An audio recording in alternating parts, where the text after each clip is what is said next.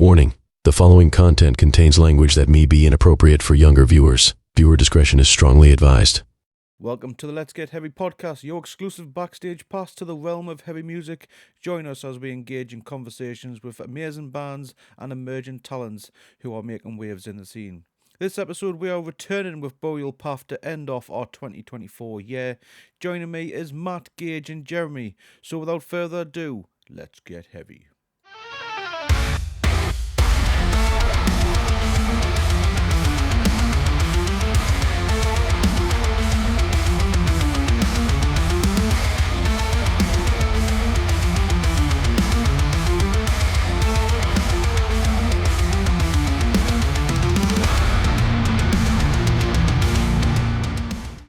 So guys, let's get straight into it. Welcome back, Burial Path to Get Heavy UK. The second band to ever rejoin us on the Let's Get Heavy podcast. Is there anything? Yeah. I need to question what's wrong with these bands' mental states for wanting to keep coming back to this kind of podcast. But thank you very much for choosing Get Heavy and having a sit down and chat with us. Now, Matt, I am well aware of yourself because we've talked many times behind the scenes, but I am unaware of Gage and Jeremy. Nice to meet you guys for the first time. Yeah, you too.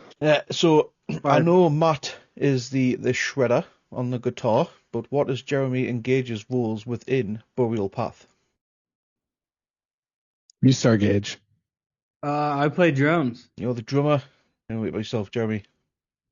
Yeah, I've been playing guitar, but since finding a bassist has been kind of hard, I decided to take a step back because there's more guitarists out there that are wanting to step into that role. You thought you'd give bass a bit of a try? Oh, yeah. I don't have a problem. Hey, I'm cool with just playing anything. Yeah, that's the nice thing about Jeremy is he's like a flex player.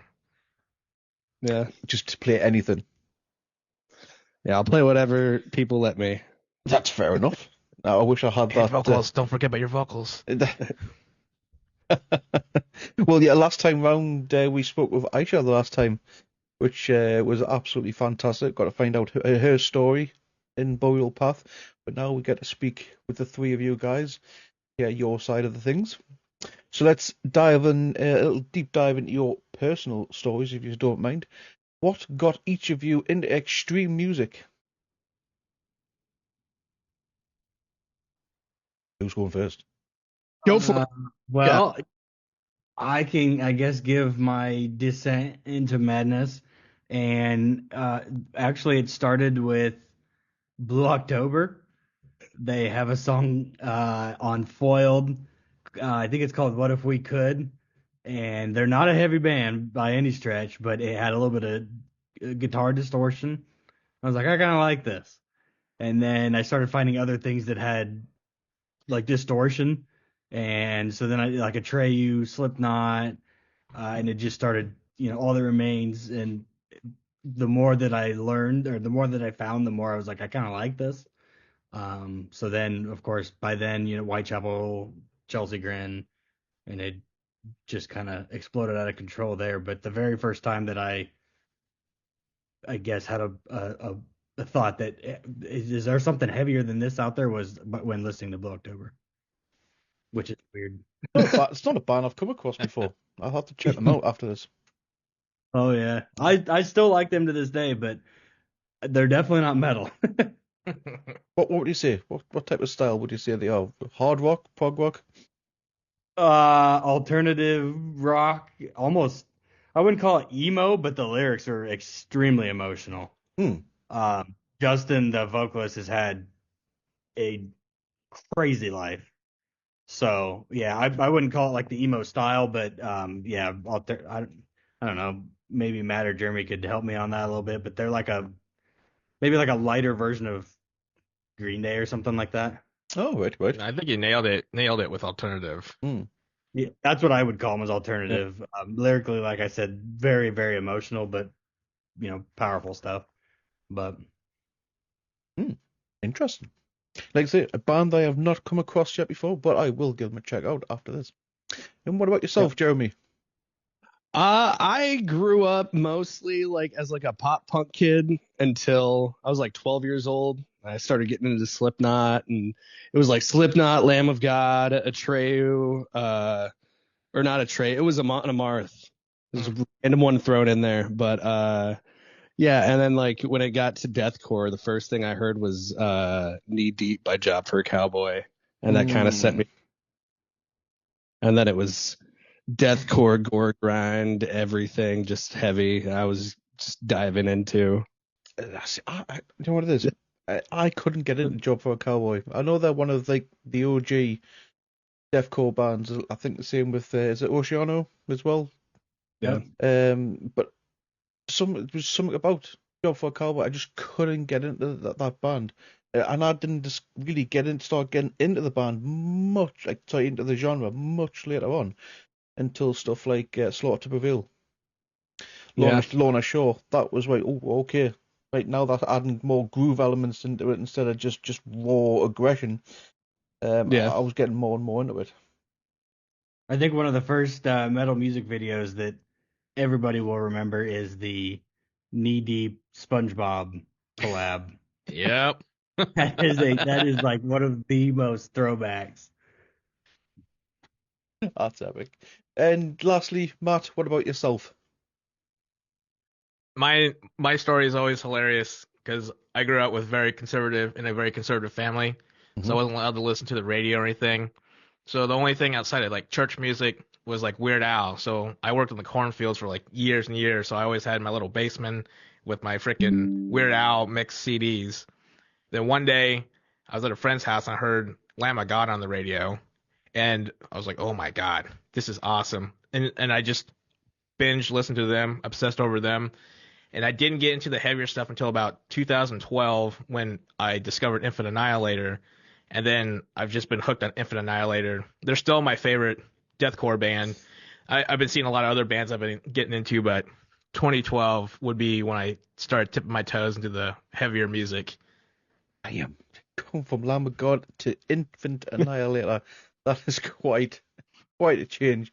Swapping from groove metal pretty much into that's just pure aggression with Infant Annihilator. I don't think I can come across a band with that much in sound. Damn. But that shows a huge difference between the UK and the US because like you heard Lamb of God on the radio. What song was it? It was Laid to Rest. Yeah, we not hear anything like that on our radio stations here in the UK, unless we've got to stay past like 2 a.m. Then we might be lucky if a metal DJ might play it. But that's pretty sweet. Like how you seem to get Well, like that.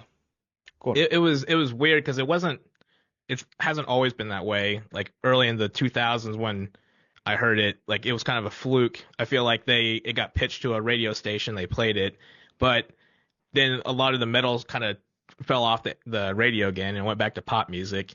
And then there was kind of research. It just keeps kind of every so often, like every decade or so, you'll kind of see a resurgence of hearing the heavier stuff creep onto the radio, and then it kind of disappears again. I see. Some stations have like special, so like 89.7, which is a local station to where we live, and it's college based. I believe it's owned by one of the colleges around here, but they have a Western. special what do they call it, Sunday school, late Saturday, early Sunday, and they play a lot of metal and stuff like that. But and you'll get some crazy stuff during the day every once in a while, but yeah, Nice. I guess either that or if you use Sirius, they have a lot of heavier stuff, but you got to pay for that. We'll be lucky if we get Slipknot.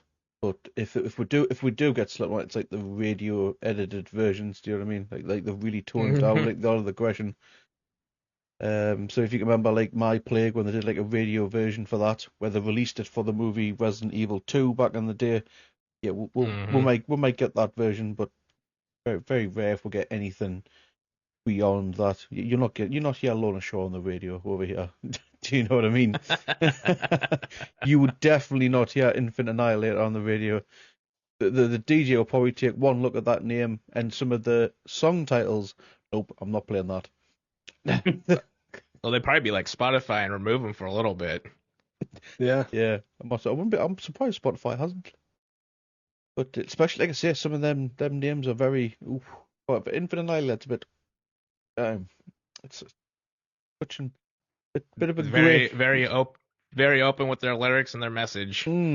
Certainly are. Certainly are. So for each of you, how have the individual tastes in your musical influences shaped the sound of Burial Path? Yeah, we'll just start with Gage again. Yeah, Yeah, we'll, you got it, bro. we'll go around. So yes, we'll start with you, Gage. Move to Jeremy and back around. So I listen to, I guess, a pretty broad range of metal. In fact, there's been a few bands I found recently that I like the orchestral stuff. Like even with black metal, Dimmu Borgir, anything like that. Um, Flesh God, they have literally a classically trained opera singer that is a member, and actually their new album's called Opera, which is a phenomenal album. But so I'm not as technical. I'm not. I don't do any fancy rudiments, anything like that, or even on guitar. I'm not super technical on stuff like that. So on my end, it's a lot of just fast blast and double bass and throw in a fill or two. But so I guess on the drums that there's that, and then there have been a few times where where I'm sitting down with Matt and he's writing guitar parts and it's like no do this, no do that, and it ends up I guess I don't really know how to describe it really, but he has said that it's almost easier on guitar than what he would typically play.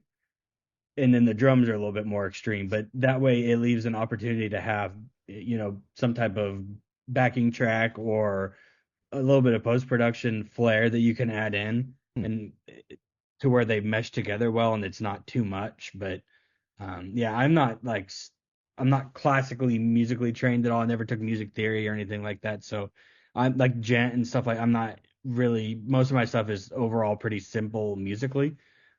No crazy time signatures or anything like that. So Yeah, I guess Yeah. that's Hero Talent plays fast. there you go. Yeah. Hit the drum as hard as you can and then play it as fast as you can. And there's our songs. Yeah, like that triplet bit of what, the Luminary? Yeah, that was no big deal at all. Yeah. I don't know. You write it and then you play it and you're like, what was I thinking? That's brilliant. What about yourself and Jeremy? Just raw energy. That's what I bring. That's it. Just raw energy. One word, mad. Love it. Absolutely Yeah. love it. I'm Short, sweet. anything.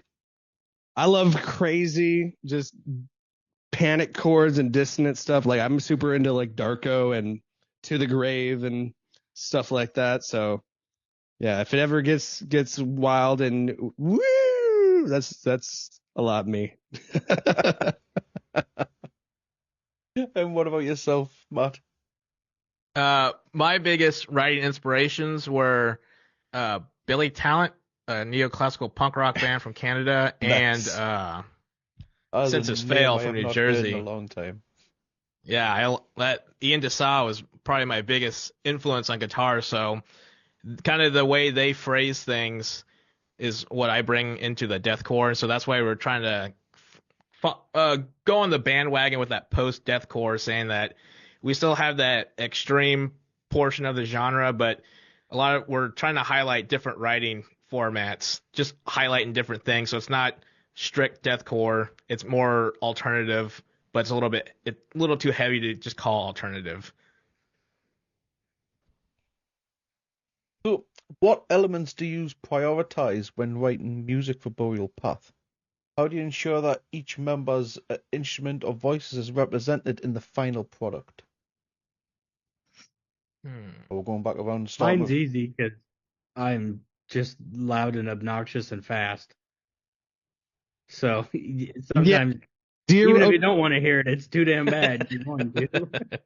The one thing that drummers don't ever want to do when looking for a drummer is do blast beats, and Gage does all the blast beats. Too much.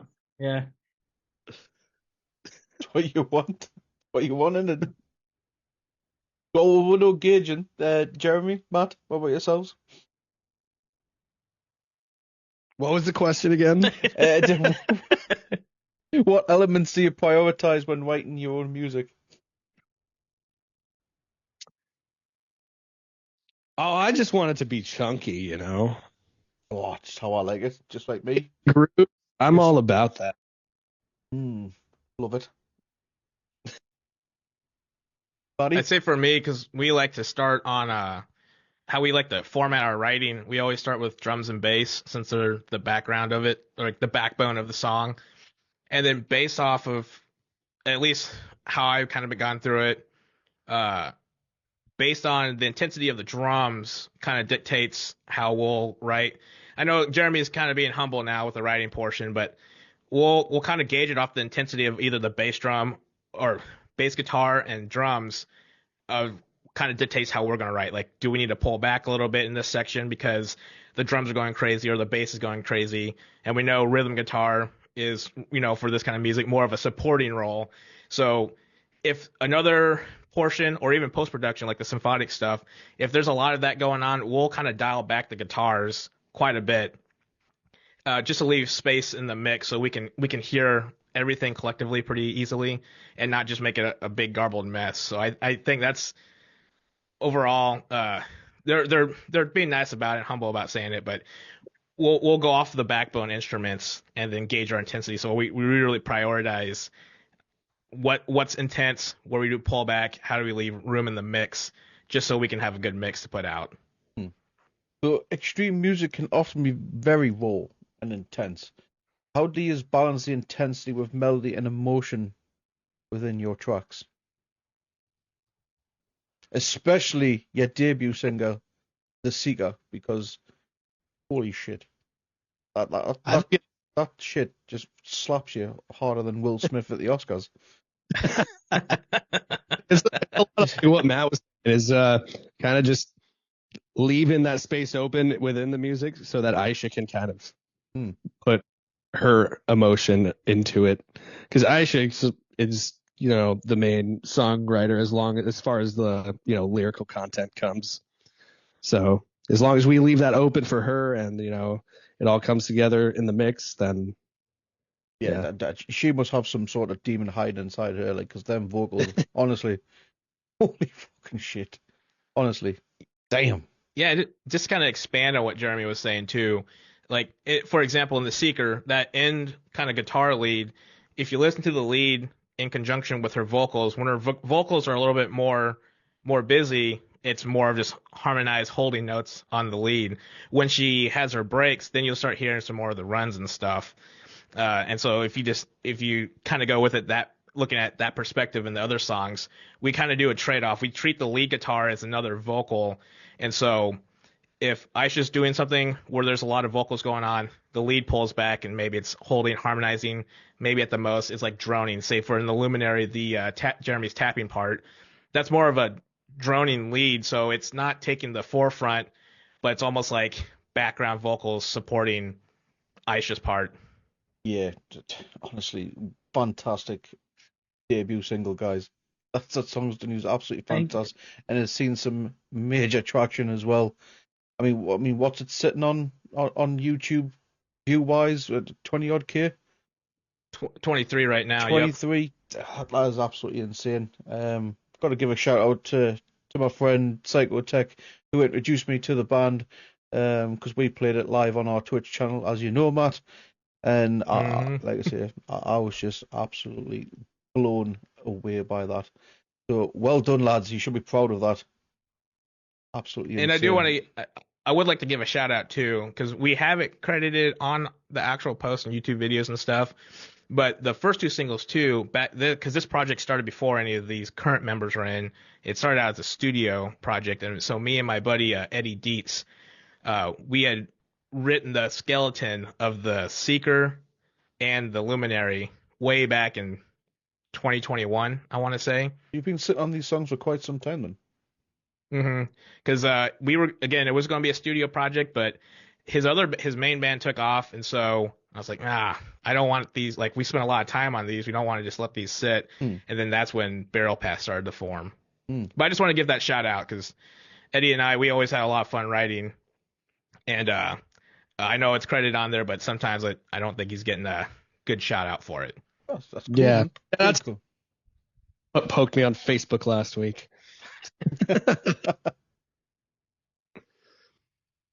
So, like I say, it's been some time since I last spoke with Aisha from the band, and now obviously we're spoken between ourselves.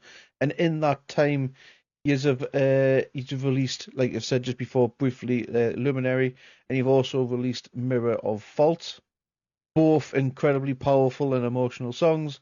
Can you tell us about the creative process behind these two animals?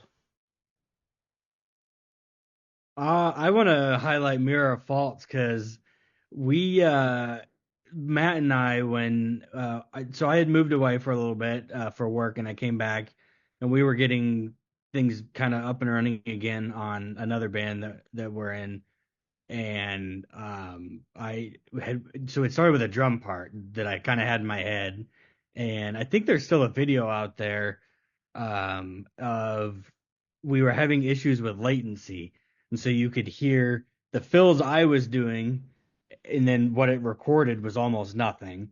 But during that process, we put together this drum part that was in my head, and then he kind of put something together on guitar, and I was like, "Hey, I like that."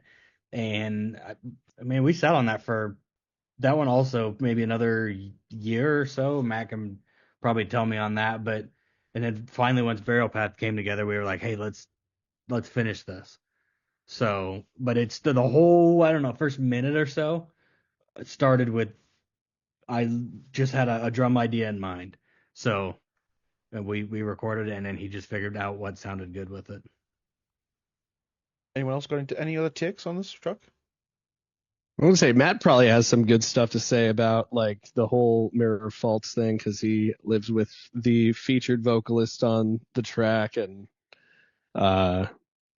mixes everything too. So Yeah, the Mirror of Faults is really fun because typically, or what we have done for our songwriting format is like I'll throw out some guitars with very, very basic MIDI drums behind it just so it has a drum beat behind it just to put out the idea. And then we'll kind of Gage will rewrite the drums, then based off the drums, we'll readjust the rhythm guitars if we need to, the bass guitar, and then we'll finish it off with the vocals and any leads, just kind of that sprinkle on top.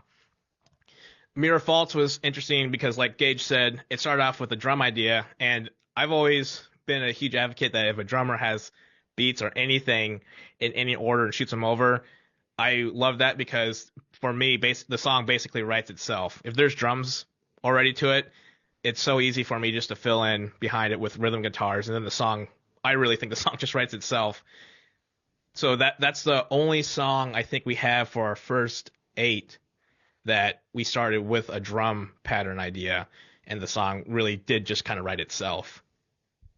Did I hear that rightly? You've got 8 songs in total for this. Yep, sprinkling a little secrets here and there to keep people a little excited. I will touch on that very, very shortly. More on that, don't worry. But continue on with the Luminary and, of course, Mirror of Fault. Any particular themes or messages that you displayed in the lyrics? For which song? Both. Either of them. Both. Okay, the Luminary, that one was how do you deal with like with dread that that is outside of your control personally? How do you deal with that kind of dread? And so that's why the imagery was very harsh. It's supposed to be that brash, almost unreasonable thought process that's going on in our heads. Things just seem really hopeless. Everything seems really dark, morbid, and it's reflected in the lyrics. But the whole thing is this huge, overwhelming thing that's coming that's creating all this dread. It's really pointing back to how can we deal with it, or and then just describe that kind of dread to kind of relate to people, because there's a lot of things I feel like everyone in everyday life, say you're going to work and there's a big presentation, and some people have public speaking anxiety, and that could be a huge cause of dread and just completely cloud your mind. You can't enjoy life or anything like that because you're so fixated on getting past this public speaking part. So that one was kind of trying to relate to dread we can't control. And then mirror faults, that one is, and I'm pretty sure I'm gonna butcher it. I'm sure Aisha will watch this and be like, "Dang it, guys!" But it started out with, That's why we're letting you do it. yeah, I'll take all the heat. Um, it started off, the subject started off as projections from other people on ourselves that not necessarily were true, like rumors, I would say. But then we try to shift to that as the projections from whomever they're coming from on us were almost like a mirror to that person of their own insecurities and faults. And so then that's how we were able to come up with the name for it. Pretty sweet. I'm getting the feeling everyone's frightened of Aisha. By the way, that's why they're letting Matt do the majority of the talking. Probably is physically could kick all of our asses, but I think just with respect to her ideas, we want to make sure we don't butcher them. But the lyrics so far on all three have all been pertaining to, I guess, the way that I perceive it is like the mental games that you can play on yourself. Even sometimes, even like the fear of public speaking or whatever, like get over it, but you get so wrapped up in your thought process that it's debilitating and it's really nothing. So you're like destroying your own life over a thought that actually, it exists, but it like it's not really a thing. So you're bogging yourself down over nothing. So I've always liked the way that she writes, because it's really, I find myself doing that a lot, especially in business. Analysis paralysis, I guess, is what they call it. You'll sit there and think and think and think and think and think, and like just stop and just move forward. So I love the stuff that she puts together. I'm touching on And I guess, go on. oh, sorry, just to expand on what he was saying, the overarching concept for our lyrical content is we wanted a drastic contrast to the music, because a lot of times you hear heavier music and it's like I'm chainsawing someone in half or I'm ripping them apart or stuff like that. But we wanted to have that really 180-degree contrast of this is about figuring yourself out, learning yourself, healing yourself, growing as a person. So we really wanted to switch it to a good positive outcome from the messages, instead of following a lot of the niches that come with this extreme music. Respect to that. And I feel when you mentioned dread, I feel a lot of people around can relate to that. I mean, me for definite one. Do you know what I mean? I can relate to that. So big respect to you guys. This is one of the reasons why I've always loved Bovril Path, because I love the positive outspeak that you do within the community. Do you know what I mean? And I think this is one of the reasons how me and we've clicked so well, Matt. Because I'm exactly the same. Won't promote anything negativity on this channel whatsoever, on the YouTube, on Twitch, on socials. I've just got no time for it. So big respect to these guys for doing that. Thank you. So this obviously being the third single that is released with Mirror of Faults quite recently. And we've already briefly, Matt's already kind of given us a slip that we've got 8 songs, but I was going to say you've got, if you add an additional 1 or 2 songs, you've got a potential EP there. But it seems as if you are going for the full album. Is that correct? I won't release too many details. I will say, Teasing little bastard. keep your eyes peeled on our stuff for, end of 2025, maybe into 2026. Oh, mate. That'll satisfy the number to get us to 8, and then might be something in 2026 where we drop a lot more music. So again, we'll sprinkle some here and there, but we don't want to give away the surprises. Pointing Matt. I know you love that, Stevie. I hate being teased.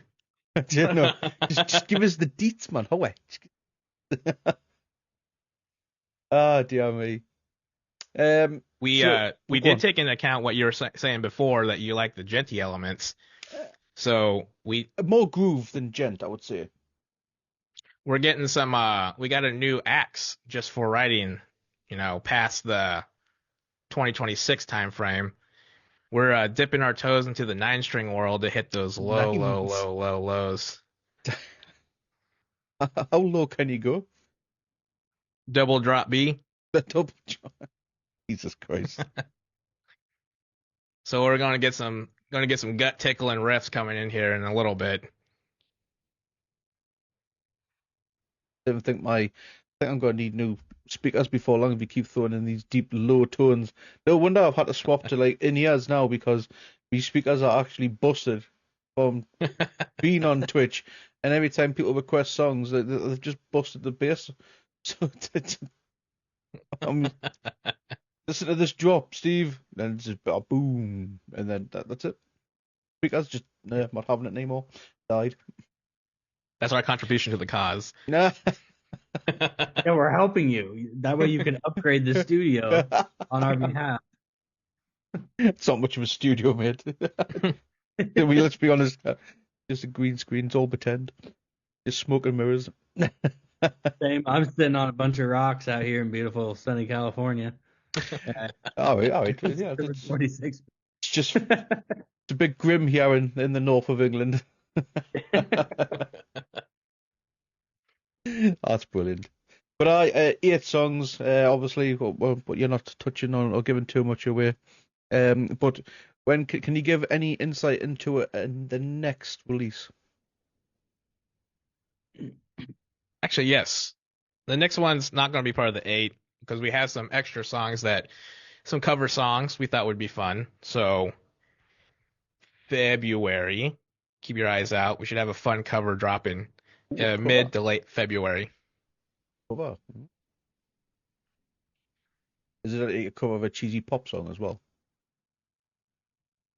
I wouldn't say it's cheesy. It's someone popular, but yeah, it's going to be Jeremy did a great job on a deathcore rendition of a very popular pop song that came out this year. So something fun to look forward to. Are we allowed to know what it is, or are you just going to tease us again?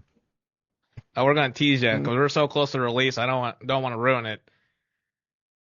It's not WAP. Yeah, Steve, we're only about a month and a half away. It's not that much longer of a wait. Do you know how long that is? It's way too long, that. Still got the rest of December to get through yet. We're almost done. We're almost done. 9 days. Yeah, Christmas is just around the corner. I did most of my shopping today. But I'm closer to Christmas than what you are. Yeah, true. True. It's the 23rd, yeah. Technically, the 22nd still there for you. By George, he's right. Oh, hello from the future, by the way. It's cold. It's miserable. Don't recommend it. Future's looking very bleak, boys. Can you tell us at least the artist of the person you're covering? Billie Eilish. Right. No worries. Go Google her songs after this. What she recently released. Diddy. It was Pete. We're doing P. Diddy. We wanted to hop on the bandwagon. That's trending. I heard the best description of P. Diddy last night. I was driving around and I was listening to a podcast, and somebody said that he is playing Grand Theft Auto in real life. Actually, that's a very valid point. So I don't want to get stuck on that topic, but when he brought it up, I'm like, I couldn't have said it better myself. So what P. Diddy song then, Jeremy? You know, the one that came out this year, right, Matt? Yeah. I was going to say, we have to be careful with the P. Diddy jokes because of all the deathcore allegations we've been seeing in 2024. That's It's true. It's insane, man. Yeah, let's probably segue away from that absolute pillock. There will be baby oil. Oh my God. No. Quick PSA. Stop fucking touching people. How much baby oil? That's the question. Few handful of 55-gallon drums. You know, just a ditty amount. Nice.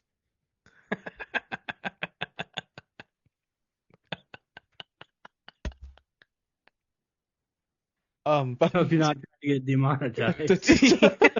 I'm not even monetized yet, so it's all right. But it's not happening now. You can flush that one down the drain. Free pass. I don't know why Stevie's on a watch list now. I probably. There's a helicopter above us right now. Jesus. Oh, Surprised hey. you called it a helicopter. What am I? Chopper? I don't know. What am I called? I just figured that you guys across the pond would have a silly name for it. Whirlybird. What? A whirlybird. Yeah. I don't know. You got Lori. That's my favorite one. Oh, right. Laurie, you mean? I love my family. Not very. Laurie's more of a name. As lorry, do you mean lorry? As in like a truck? Yeah, that's Yeah. what I meant. Aye. Just how It's all the same thing. I'm a big Pete and Baz guy, and they just put out that song Whirlybird, and I love that. Such a good song. So that way I had to drop that in for. This is good. This isn't right. It's 3 against 1. Picking on the UK lad. Disgraceful. I'm picking on you. Just because of the way. We might be. Hey, we're not all tea and biscuits, you know, mate. Especially here in the north of England. Fish and chips. We're a bit more fucking raw and gritty here in the Toon. See, my normal lingo is coming out now, so the Geordie accent's coming out. I'm not fucking checking this. Oh no, I broke him. What's he talking It's a about? factory reset. What's he talking about? See, I can hear you laughing. What the fuck's talking about? Now you sound like you're Canadian, eh? Well, good. I mean, with DC, we didn't go on we gone Y, like YI a lot. But that's just how we talk. Because basically, I'm from Newcastle. It's got like a Geordie accent, so it's like because we're right near the border of Scotland, so it's a bit Scottish, Germanic. So it's kind of like a mixture of everything. Do you know what I mean? We're not like we're not like your typical Londoners, Cockneys and stuff like that. Do you know what I mean? How most Americans portray everyone in Britain sounding like when it comes to anything movie or TV related. Why does everyone got to sound like they're from London? But everyone sounds like that. And the villain always has a British accent. English accent of some sort. Have you ever noticed that? I have indeed. Yeah. And it's always in Even the Germans. It's even in the fucking London accent as well. Even they try and portray the London accent, but and I'm like, been to London a few times. That's not how they sound. I haven't made it over to across the pond just yet. I'd like to though, but One day. soon. One day. There's talks, isn't there, Matt? There's been talks to bring. There's a little bit of talks. Wheat a little bit. Yeah. But we're getting off topic, guys. Getting off topic. We're here to talk about Oil Path. Not here to talk about me. Not here to talk about me. So of all the amount Reverse of Uno. the teasing that's been done, and you're probably just going to tease us more, but what can we expect from Boreal Path in 2020?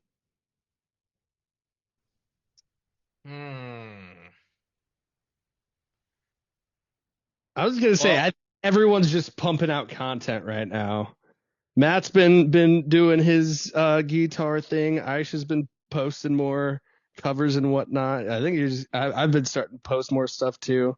I think everyone's just going to be pumping other stuff out as well while we're in the middle of trying to produce and kind of arrange everything. Any plans to start gigging?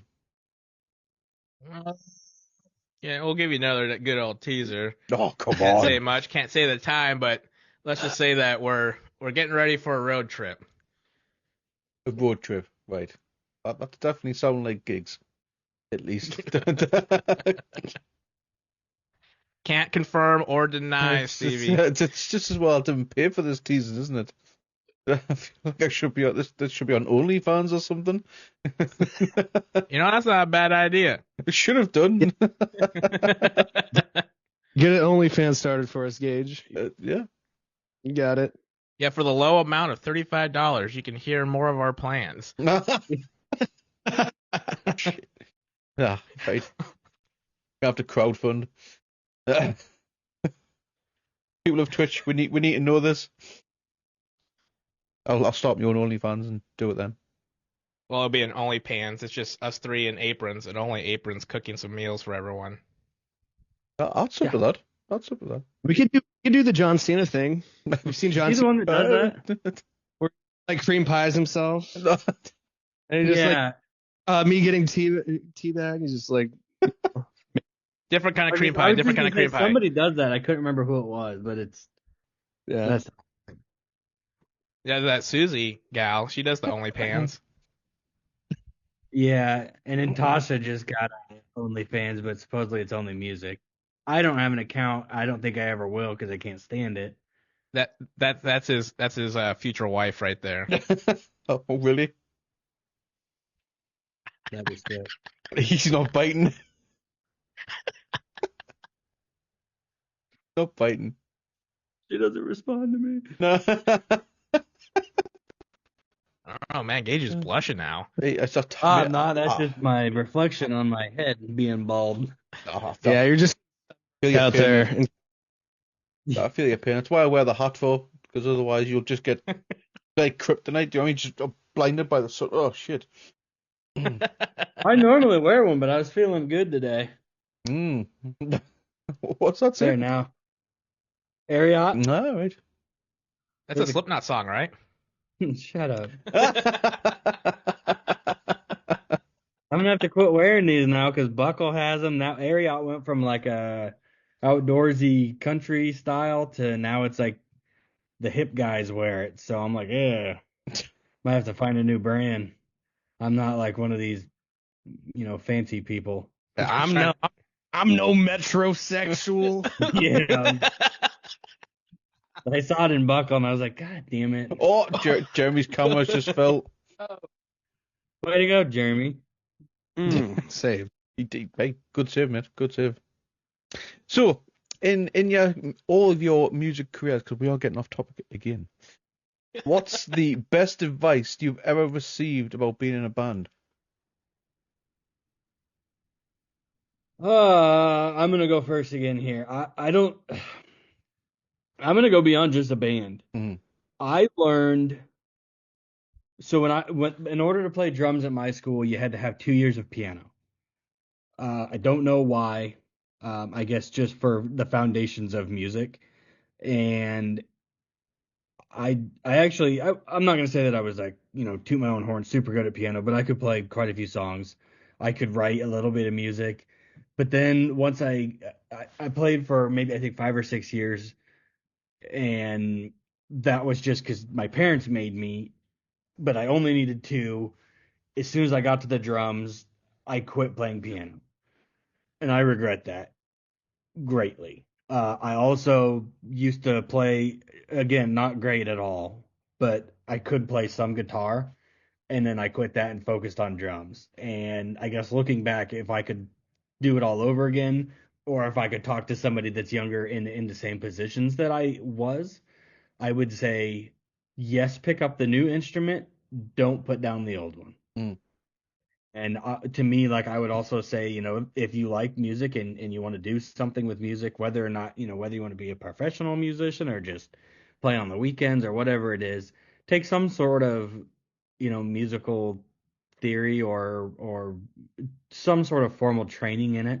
You don't have to go and get a degree in it, but there are times, and it's actually become comical, but when writing with Matt, there's kind of the joke back and forth that I have something in my head, but I don't know how to vocalize it because I don't know what it is. I don't know what the actual term is. So we do a lot of do one of these where it's like and then do kind of like the bling bling. And he's like, I have no idea what you're talking about. And so that slows down the writing process a little bit. But yeah, looking back, I don't care about any of this. I just want to play drums. And, you know, there's a lot more to it than your I guess tunnel vision toward the specific instrument or specific type of music or anything like that. Expand your horizons. So, Do you still play a little bit of piano, or have you mm-mm. completely forgotten the talent altogether? I could probably pick it back up pretty quickly. Guitar is the one that I really really regret kind of losing. So actually in 25, that's one of my big goals is to get back to that and also actually get to a point where I would be comfortable calling myself a guitar player. Because before it was find tabs online and I did a lot of like simple rock, like 3 Days Grace, where it's like 3 chord kind of music, and I don't even know the chords, so it was literally the tabs where it's like, finger on the fourth fret, third string or whatever. And it got to the point where I could play them, I had them memorized, but I absolutely would never have called myself a guitar player. Hmm. So that's something I want to pick back up. And then eventually piano I'd like to get back into because I think there's a lot of cool stuff you can do with that. Definitely, because that'd be pretty cool, especially for intros into some of the songs for Bugger Path. 100%. Yeah. Yeah. In fact, one of the songs, Or even outros. hollow, God, it's gonna drive me nuts if I don't pull it up. But there's a band that I just discovered a couple days ago, and Alustrium or Alustrium, this hollow ache, and it has the coolest little piano bit in the beginning. And I was thinking about this topic when I was driving around, and it came on. I'm like, man, why did I ever quit playing that? So at some point I'll pick it back up. But guitar, I think, is my next goal. Do it, So. man. Do it, man. I mean, it might be a difficult skill to have, but playing piano, very rewarding, I can imagine. 100%. Yeah, and I think they kind of mirrored themselves a little bit on drums isn't as they're not a melodic instrument, I guess. Hmm. It's you can tune them, to certain notes, but you're not playing actual songs on the drums. You're just hitting things and making noise. So with the piano, if you learn the chords and the different progressions and scales and everything, and then you do the same on guitar, it's a little bit more. There's more musically to it. So. Sweet. What about yourself, Jeremy? You said you were asking musical advice. Yeah, any advice that you might want to give people, or any advice that you've received of any other musicians? I don't know if I've really received a whole lot of advice. I would just say, just over the years, I've learned that, you just got to learn the boring shit. Like, no one wants to have to learn the scales and, play it slow, but, that's kind of how you got to do it. There's no fast way to just becoming talented, becoming really good at your instrument.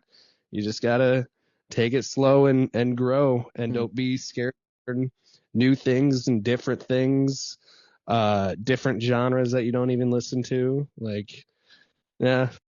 I mean, I should have asked earlier on, but with all the teasing that Matt done previous to, I mean, I just completely forgotten. So, with yourself being multi-talented on multiple instruments, when it comes to the writing process, do you chip in with any of the recording and writing? A little bit, like mostly with like the new cover, but I've sat down with Matt and like tabbed out a good portion of the music we've got so far.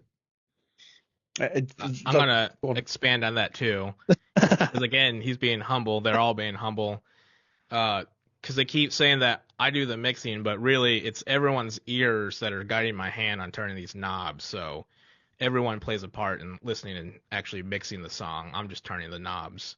There we go. See. And I've also heard you're a bit of a vocalist as well.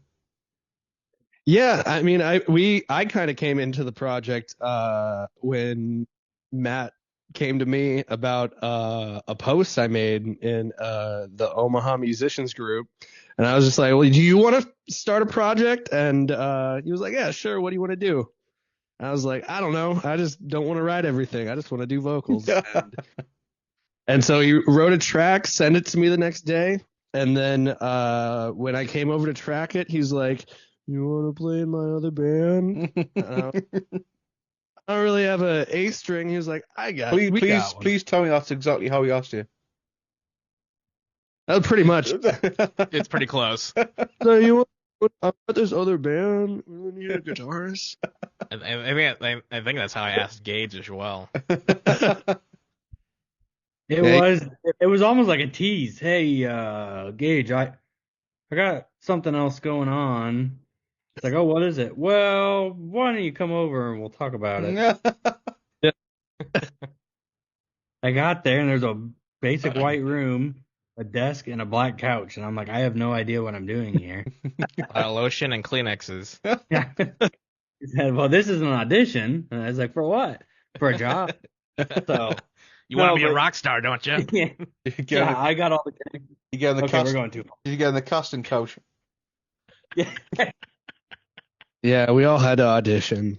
The true stories are coming out about Matt now, guys. I think Burial Path's cancelled. We're just getting ready for our OnlyFans. A lot of behind the scenes content. Yes, pay for this on Patreon. one whole British see how pound. Matt. I wanted to see how Matt answers that question on it. What would be your advice that you've got or that you would give? I'm actually curious on that one. I've got two that I've always been told to me, and Hang this on, is very. because let's hold on. Where's the Kleenex? I'm probably have to wipe myself off after all the teasing. Go on. Don't forget the lotion. Oh, mate, that bottle's sitting next to me every night, mate. Oil-based, not water-based. Yeah, that's very important, actually. The two I've always lived by is one is grind your work ethic, because no one owes you anything. No one owes you, no matter how good you think you are, no one owes you to listen to your music or like your music or share your music. So have a very strong work ethic, because no one owes you anything. And the second thing is part of growing as a musician is surround yourself with people that are way better than you. It feels demoralizing, but unless you're surrounding yourself and constantly challenging yourself because you're seeing what these other people are doing, I feel like it really stifles growth. So those are always my two. Have a very good work ethic, and then surround yourself with musicians better than yourself. Couldn't agree more. I think those are perfect for way beyond music as well. Just life. That's actually one of my favorite quotes. Yeah, in business is, if you're the smartest one in the room, then you're in the wrong room. And then also, especially in business, nobody owes you anything, and you're going to get humbled a lot. So whether it's music or not, I think those two are. I really. That's why I knew Matt was going to have something good to say, and I like both of those a lot. Oh, definitely, I like them as well, because especially the first one, when it comes to the podcast, the Twitch, everything that we do here at Get Heavy UK. Like you say, no one owes me anything. I've got to work for it. If I want something, I've got to go out there and I've got to go get it. Do you know what I mean? Can't just sit in my chair or wherever and just expect it to there's so come much. I think there's so much behind it. Like you said with your podcast, that people don't even recognize, that they don't even understand what's happening behind the scenes. It's like, oh, cool, it's another banger, but they don't understand like the amount of time it took to practice, the experience, guidance from other musicians and stuff, having things peer reviewed. How much lotion you went through. 55-gallon drum. The teasing that it costs just to get there, etc. Do you know what I mean? So yeah, these are the things that the diehard fans won't get to see unless we do things like these. Just whet their appetites enough so they keep coming back. Hey, exactly, mate. I like your thinking. So, well, let's move into the. I'm probably going to regret some of these questions. So now, normally here I would do the Geordie challenge, but I would imagine you have all watched the Aisha interview. So I would feel some of you would already know what some of those questions are, if you can remember. So Ask Gage the Dix one. yeah. My memory is not good. Same. Nope. I'm not. So yeah, I would normally do the Geordie challenge, but because, like I say, I've already done it with Aisha, and Matt will probably already know what they are. And he has been to my live stream on Twitch before, so he'll understand most of what I say. I'm not going to do it. So, I do Change my that. homework. yeah. Sorry if you've been trying to revise, getting that, your homework, etc., Matt, but it's just not happening tonight. But if you could describe your music using only movie quotes, what would it be? Oof. This is a terrible question for me because I don't watch movies. So my quote is almost guaranteed to come from TV show. Titanic, Star Wars, or Harry Potter. Please be And I don't. Please be Titanic. I just watched that the other night too. Why can I just see yourself, Gage, and Ah, then burial paths on the floating door.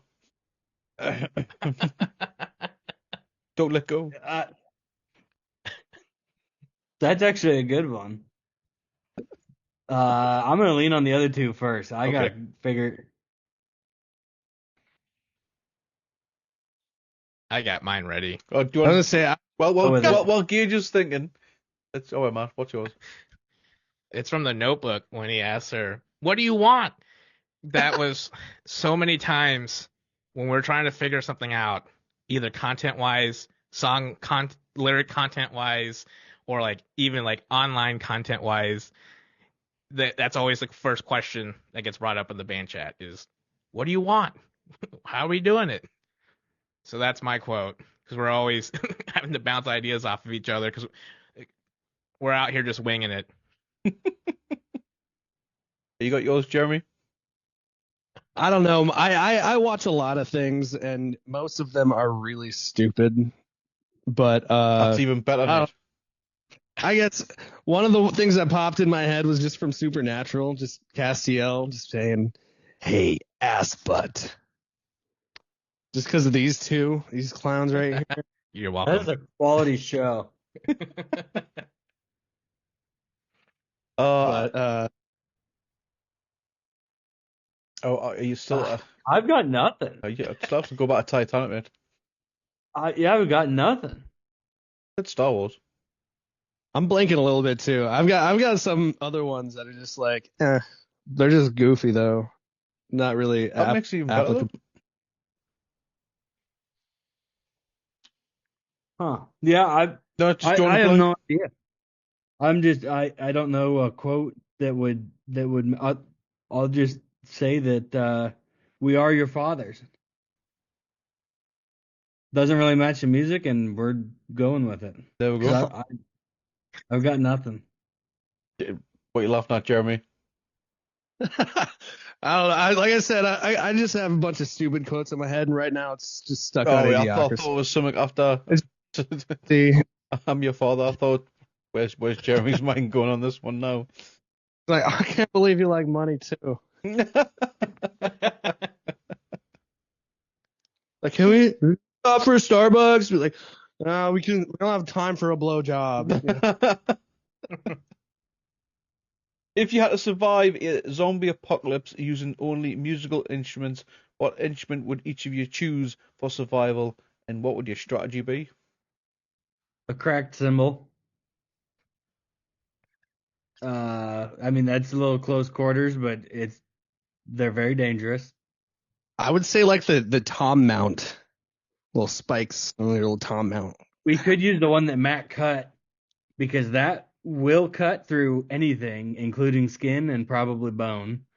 because we did not do that very good clean cut on that. Hey, it works. It works. But yeah, I'm sticking with a broken symbol, and I think for a zombie apocalypse, it's gonna be uh find somewhere that has good resources and then hide. Because I know Matt could probably speak on this a little bit more, but in games, it's you're a coward if you're a camper, but in real life, you don't get a respawn. So if you're in a tough situation, you probably camping, you're probably hiding. Nice. I'd probably use symbols as well because you can throw them as well. Put it in heads of your Yeah, you enemies. can throw them, but when they crack, they're super sharp. Mm. So I mean, you can just what do you got to do? You got to cut down a zombie pretty easy. The guitar better because of the distance, but Watch Gage get eaten like it's that scene from Shaun of the Dead or Throwing Records. He's like ah ah ah. I have seen that, but it's been like 10 years. I wouldn't get eaten. You survive. I'm confident. Nice. Any other instruments? What do you think, man? Sticking with the tom mount. Mine would be one of my guitars because I personally know how hard it is to smash those on the stage and actually break them. Have you tried? I know that guitar's gonna, yeah, they're freaking hard. So I know swinging and whacking things that guitar's gonna last a while. Nice. If you There's a lot of videos of band. Oh, sorry, I was gonna say there's a lot of videos on YouTube of people they try to break their guitar at the end of a show and make a spectacle out of it, and they got to hit like 5 or 6 times to get it to even start chipping. So there's a lot of they're pretty sturdy. Nice. So I know you can't give too much away on your cover song that you have done, but if you could cover any cheesy pop song out there in the world in the style of Burial Path, what would it be and why? I've got a list. Baby One More Time, I think, because it actually does pretty well as a heavy song. I think again, going back to my non-professional music knowledge here, but the way that the chords are, they sound very, very dark. Anyone else? I want to do Who Let the Dogs Out. Yep. Tub Thumping. Nice. That would be a good one too. Tub Thumping would be fun. What's that song? The Rockefeller Skank. Rockefeller Skank. Check it out now. Funk Soul. Yeah. Oh yeah. Okay, I didn't know the name of that song. What else was there? I don't know. Yeah, there's a lot. You named 3 anyway. Is the In the Arms of an Angel by Sarah McLachlan? No, the one that's okay with all the pet commercial. Yeah, that song. If you want to feel depressed, let's make a deathcore rendition of that song. Do it. I'd like to hear that. Do it. Time to out yourselves here, guys. What are your guilty pleasure songs? Ooh, I love Gutalax. Gutalax is awesome. I think it's objectively bad. Is that a guilty pleasure though? Is that a guilty pleasure? Yeah. I mean, something that you've never told your bandmates, something that they would never think that you would listen to. Oh, I mean, I listen to everything. For a guilty pleasure for me is more of like, what do I listen to where other people are just like, don't listen to that. Yeah. I've got it, actually, and it took Jeremy saying that. The entire discography of Creed. Oof, right, that's it. Right, except for their bye, lads. We're cutting this. Yeah, right. These guys are not going live. Their 4th album or whatever, when they got back together, that one kind of sucks. But the first, what is it? Human Clay, My Own Prison, and was it Weathered? Yeah, shameless. I don't give a shit what anybody says. It's good. I don't make fun of it all you want, Respect to you, man. but Don't give a shit what yeah. anyone thinks. If you want to listen to Creed, spin some Creed, lad. That's how I think about Even Nickelback has some good tracks. I mean, I'm Ah, not a right, huge right, yeah, Nickelback right, guy, right, but right. I can let you go on off with fucking Creed. Right, no, get away, no. Sack him, will you? He's sacked. Right. All right. I was gonna say everyone remembers Hoobastank for the reason, but they yeah. have really good songs if you listen to everything except the reason. He's a good singer too. Was it Doug Robb or something? He did a thing with Apocalyptic, and Yeah, I think so. he's good. He's good. Quite like a pop like as well. They're pretty really good live. Oh, I love their stuff. But I don't think nobody like people aren't gonna hate on you for liking Hoobastank. Hmm. I get tons of hate for liking Creed, and fortunately in America it's not illegal to have bad opinions. You don't get hated on, trolled for it. You what? I mean, it's the same here in the UK. To be fair, you just get hate for liking it. You know what I mean? Yeah, it's like it's cool. You can have terrible opinions. Especially, hey, mate, it's each to their own, isn't it? It's each to their own. Each to their own. What about you, Matt? Yeah, Matt. This one's gonna be good. If you say Nickelback, boy, Yeah, there's a if you say pants Nickelback, around your feet. this is getting fucking. Yeah, I like your pants I will- around your We'll make sure Boyle Puff's cancelled tomorrow. Mine's in the vein of that sad boy stuff. So like Terrible Things by Mayday Parade or like Sleep Well Darling by Secrets. I love that kind of music a lot. Jeez. Oh, you're a scene kid. Yeah. It's not a phase, Mom. Can't you tell by his hair? What's that? The hair that Matt has right now is the same haircut that everybody had 10 years ago, or the haircut that everybody has today that 10 years ago had it down across their face. Yeah, just a little bit more over in the face. Yeah, like AFI or whatever, go all the way down past the chin. Doing this every 2 minutes. Yeah, dear diary, mood. Either that or this. Just fucking. Yeah, that's pretty much it. Yeah. Mom, I don't want dinner. You don't understand. God. Why am I getting? And then they all grew up and they were like, well, we can't do it across our face. We have to be professional. So, Right there, where you, dude. yeah, I grew up and yeah. it just all fell out. So it's. I just like, I mean, I could grow it back, but I'll have a skullet like fucking Devin Townsend when he was in Strapping Young Lad. And I was like, there's I'm gonna grow back up till about what? Yeah, right. You're just all forehead, you mate. I got tired of people calling me 12 head, so I just cut it. Is that the monk haircut where it's just like woo and it's all like long? Right, it's pretty much I thought the skullet is more like when you're just bald and like the middle, but you've got the long hair at the back and sides. But Devin Townsend, when he was in Strapping Young Lad, that is how he had his hair. He was bald in the middle, but he still had the ridiculously long hair. So it was called the skullet. That's close to the Captain Picard. And I was like, I had to cut it. I was like, there's no way I'm gonna look like that. Like, fuck it, it's inevitable. The best thing for that kind of haircut though is I don't know if you ever seen the little guy that there's a tattoo along your hairline and it's a guy mowing. No, I've seen it. It's like he's mowing your hairline. I've seen someone have it on that pubic bone. I've seen a few people have it around there. That's awesome. Oil it up. That was one. Don't have a laugh.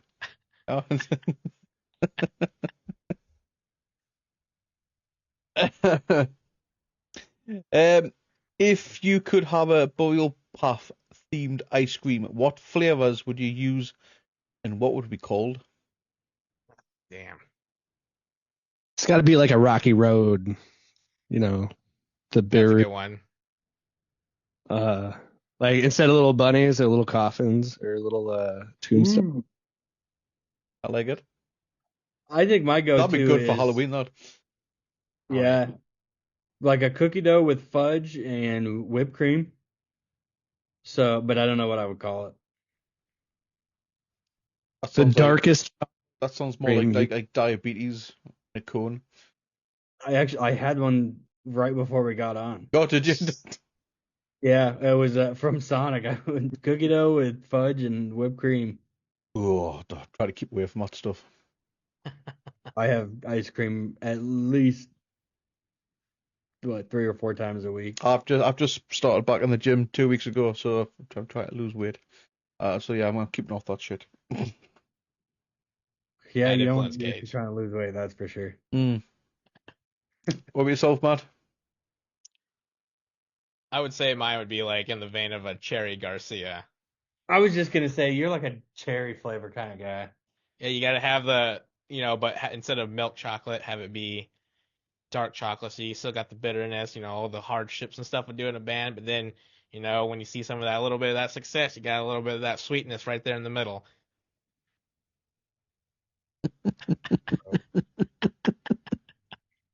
Again, sounds like fucking diabetes. But it's fruit diabetes. And dark chocolate. Diabetes, as I might say. Diabetes. Diabetes. They don't know about my apple diabetes. Diabetes. Yeah. Right, guys. So, well, thank you very much for your time. I do appreciate it. Anything that you wish to plug before we do call it?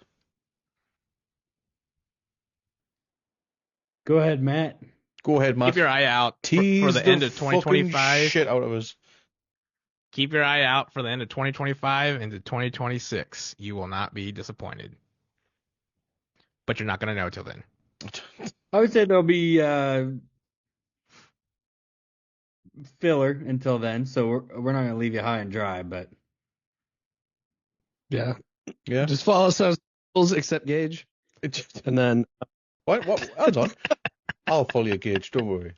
I'm not. Thank you. Don't listen to them. So mean. I generally don't. unless we were like, hey, we need you to record something today. And then you are the best. Yeah. Hey, Gage, we really like you a lot. Where can we find Burial Path on social media? What are the social media tags?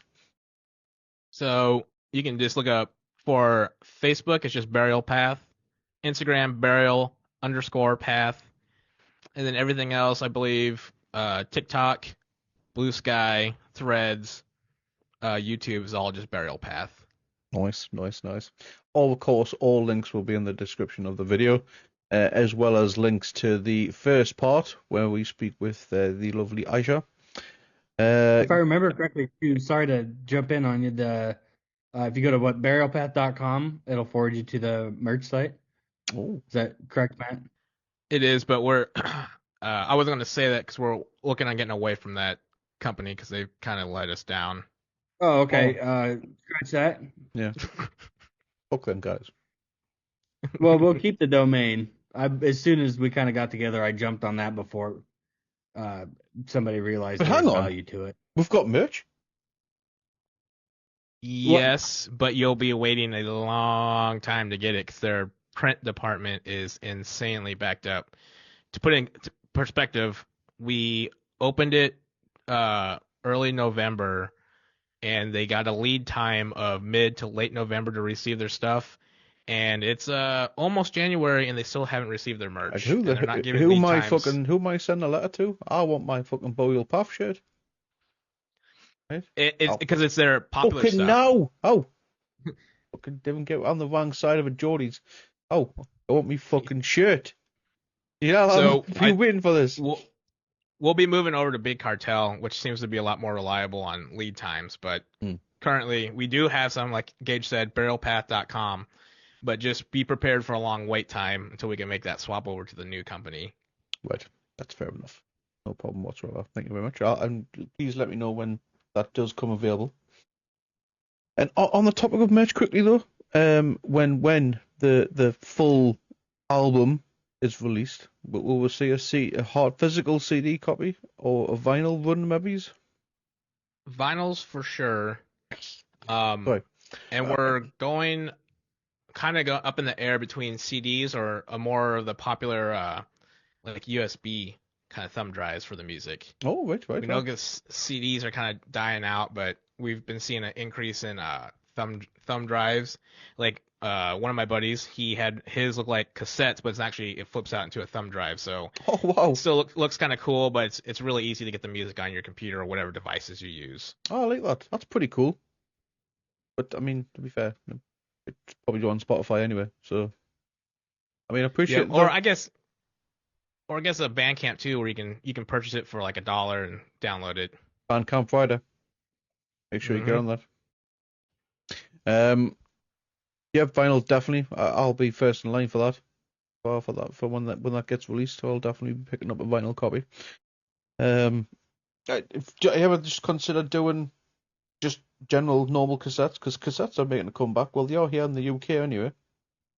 I was gonna make a joke about that, but then it's like I know people that have been buying them, so joking about them coming back is not. It's like actually a there's thing. they're coming back. They're here in the UK. They're coming back anyway.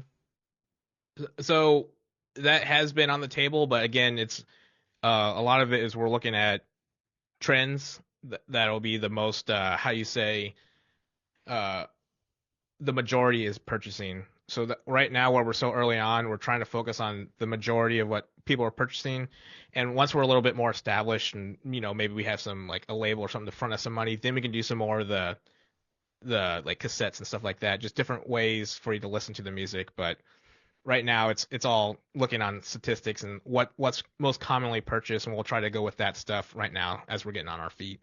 Excellent, champion. Thank you very much. Well, before we do end, I want to apologise to anyone who is watching this back because this interview has been all over, here, there, and everywhere. We've gone forward, we've gone backwards. So apologise to the listeners. But it's the Get Heavy podcast. So I'm going to leave you with this: the creed of Get Heavy UK. The rules of the pit are the rules for life. When someone falls, pick them up.